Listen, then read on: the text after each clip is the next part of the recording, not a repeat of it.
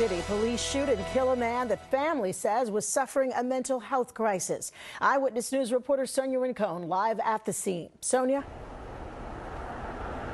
Sandra, family members of the man who was shot say when they called for help, they did not expect a SWAT team to come and confront their loved one who was in an agitated state. Something similar happened years ago to this man, and it did not end well. This time, it was far worse.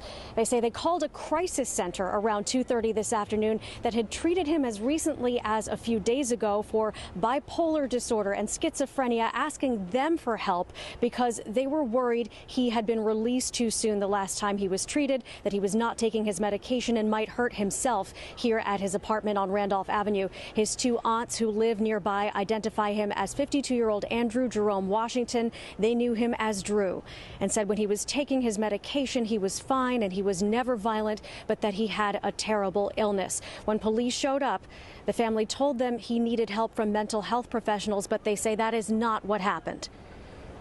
They were talking to him. He was yelling at them because we were like, let us go in. Let us talk to him. Let us try to go inside. Let us try to get him in. Because then we see SWAT people coming. And we're like, why are you going for SWAT? Then they go in, and then we hear two shots. We thought they had hit at least the pellet gun or something. They need to do better when it comes to mental patients.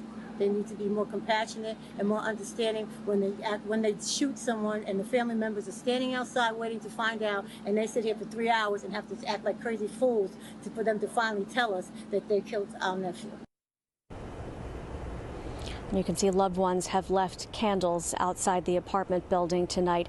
The New Jersey Attorney General's office says it is investigating, as it does any time someone dies in an encounter with law enforcement officers, and that it was EMS personnel on the scene who requested the help from the Jersey City Police Department this afternoon, and that the man shot died about 2 hours later after having surgery. His family says Washington had survived a confrontation with police about 12 years ago that had left him with a gunshot wound to the arm. They said they were all left with PTSD after that incident, and tonight their hearts are broken. Live in Jersey City, Sonia Rincon, Channel 7 Eyewitness News.